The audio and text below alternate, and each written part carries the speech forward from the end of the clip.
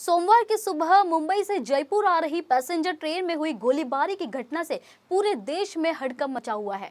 वहीं गोलीबारी की इस घटना में मारे गए यात्रियों के परिजनों में कोहराम मचा हुआ है। मुंबई जयपुर एक्सप्रेस ट्रेन पालघर से मुंबई की तरफ अपनी मंजिल की ओर बढ़ रही थी। इस दौरान यात्रियों की सुरक्षा के लिए अपने सहकर्मियों के साथ ड्यूटी पर आरपीएफ कांस्टेबल चेतन सिंह तैनात था। तब शायद ही ट्रेन के यात्रियों ने सोचा होगा कि जो उनकी सुरक्षा के लिए तैनात है वही उनकी जान का दुश्मन बन जाएगा।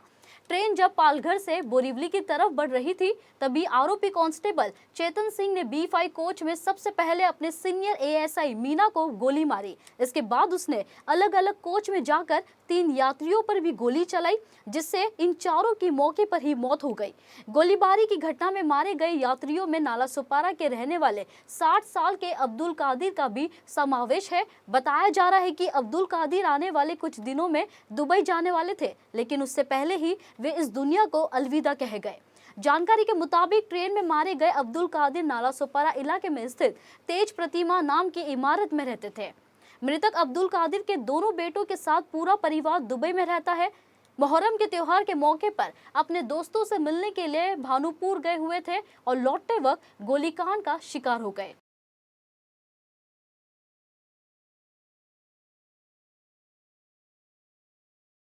ऐसा एक हादसा हुआ है ट्रेन के अंदर, तो जिसमें अब्दुल कादिर नाम के व्यक्ति थे, वो हमारी बिल्डिंग में ही रहते थे। वो चौथे माले पे रहते, हम तीसरे माले पे रहते।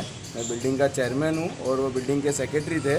तो अभी सुबह में पता चला तो थोड़ा मालूमात किए इधर उधर से, तो उनका पता चला कि ऐसा ऐसा उनका गोली मार के, मतलब वो जो कांस्टेबल ने गोली चलाया 3 जन 4 जन के ऊपर, तो उसमें उनका भी नाम था। उनका फ़ोटो आया तब पता चला कि वो उनका मृत्यु हो गया करके। 20-25 साल से वो बिल्डिंग में रह रहे हैं। स्टार्टिंग से जब बिल्डिंग बनी है तब से उन्होंने रूम लेके रखा है और वहाँ यहीं पे रहते हैं और यहीं पे उनका कामकाज है, रहने का करने का सब चीज़ यहीं पे। और स्वभाव से तो एकदम बोले लीलियंट एकदम आदमी, एकदम कोई कुछ भी झगड़ा नहीं, कुछ भी नहीं, ऐसा कुछ भी नहीं। किसी को काम आने वाला आदमी था वो करके। उनके फैमिली में अभी कौन कौन यहाँ पे है? अभी फ़िलहाल कोई भी यहाँ पे नहीं है। सब मुहर्रम के लिए दुबई गए थे, वो भी दुबई जाने वाले थे, लेकिन उनका कुछ हेल्थ इशू की वजह से वो दुबई नहीं गए और उनके गांव गए बानपुरा से रिटर्न हो रहे थे और ये हादसा हो गया। आज सुबह उनको आना था, लेकिन वो हादसे में ही उनकी मृत्यु हो गई। फैमिली में उनके 2 लड़के हैं, एक बड़ा लड़का है, एक छोटा लड़का है। उनकी वाइफ है और उनके बच्चे लोग के वाइफ है, बच्चे हैं उनके, मतलब वो दादा बन चुके थे अभी, लेकिन सब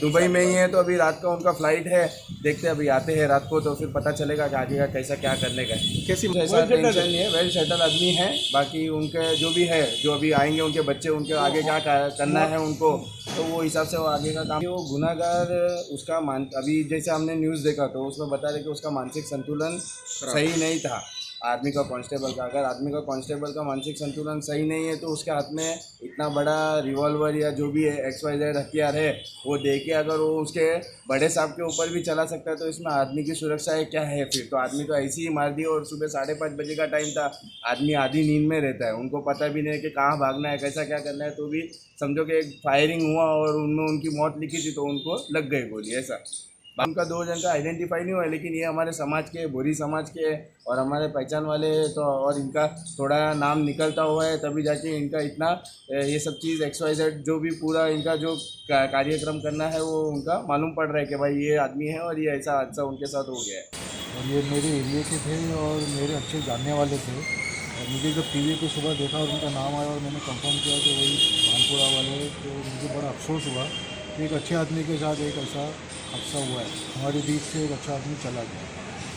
क्या था? बोरी समझ के एकदम जिम्मेदार आदमी थे और एकदम बड़े आदमी थे। हम लोग अभी तक हम लोग शौक में थे, ट्रेन में भी इस तरीके से हादसा हो सकता है, कोई सेफ कहीं भी नहीं है। और एक अच्छा आदमी, वेल सेटल आदमी और समाज के लिए दौड़ने वाला आदमी था। वो सबको साथ में लेके चलने वाला आदमी था, जूना आदमी था, और आज वो हमारे बीच नहीं है।